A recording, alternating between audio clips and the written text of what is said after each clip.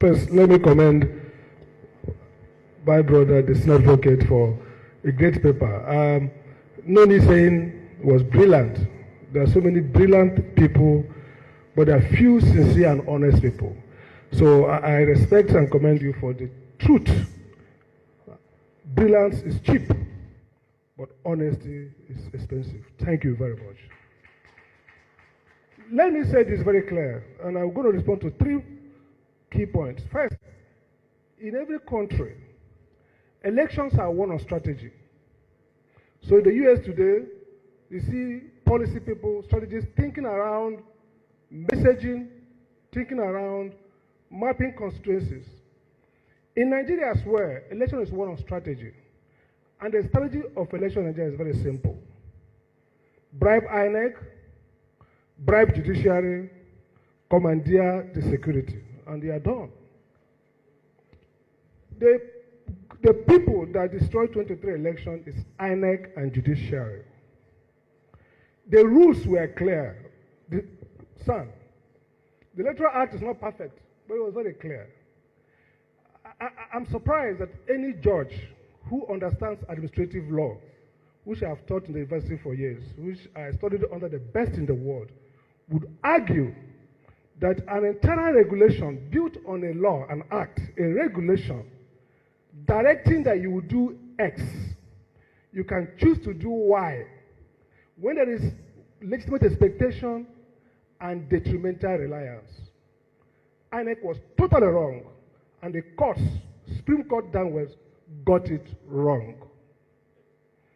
When an agency created under the law with an enabling act and a constitution that says you can make rules, makes rules, those rules are law.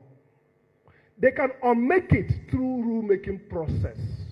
If they don't, they are bound to obey it. Results should have been transmitted electronically. I'm ashamed. I have a PhD in law and I can stand anywhere in the world to dispute the best and brightest. I was ashamed that the court affirmed that INEC can just walk away from the law. 5 years I was a regulator of electricity. When we make tariff, it's the same way INEC makes rules. We make those laws, tariffs. They are legal instruments. They are binding in law. I hold INEC responsible, and I hold the courts responsible for the failure of the elections.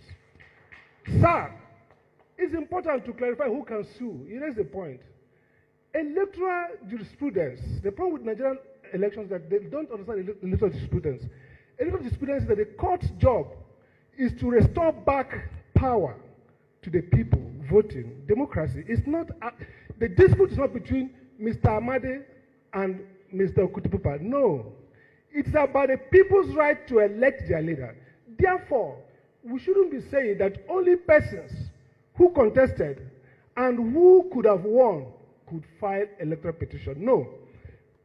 Citizens who voted have a right to go to court and say that the process was faulty. Look at the US jurisprudence. All the cases that went to court in 2020, I guess, were mostly by civil society groups and voters. That should change. Now, what does it take to nullify election? I always wonder why judges feel that what they call substantive justice, substantive compliance.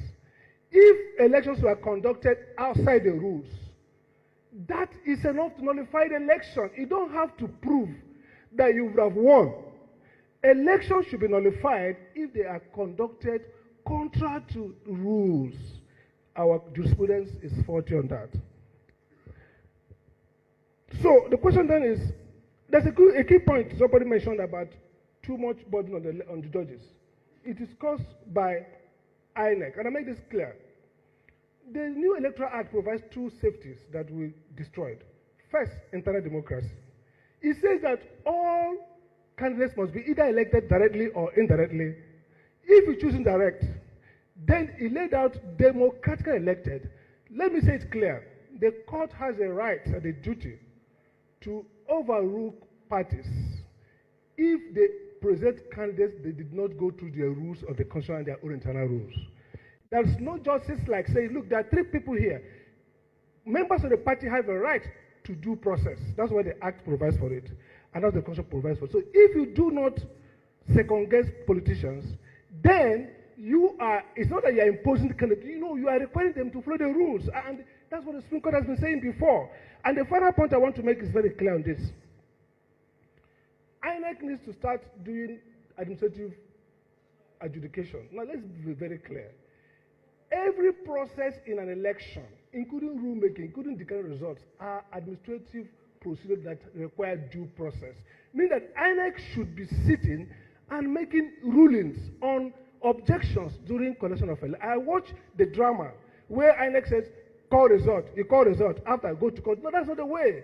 That is an intermediate procedure before adjudication in court. That is administrative hearing.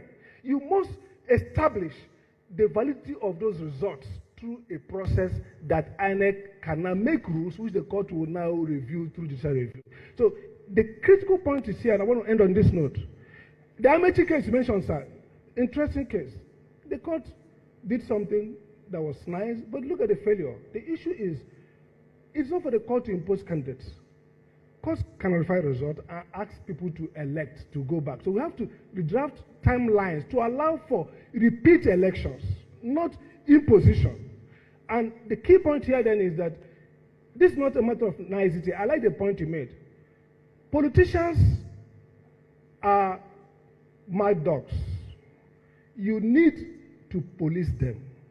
But when the policer of mad dog is himself mad, then that's confusion. The judiciary should no longer be thinking of politicians as people who want to do public good. The public interest is to impose order and regularity in politics, not to allow politicians to self-regulate. That is the lesson of history. I don't blame politicians, I blame judiciary, I blame INEC, because they abandon their work, and politicians are the ones who can never see power and leave power. You have to treat them as persons who have adverse interest to public interest and force through regulation the convergence of private and public interests.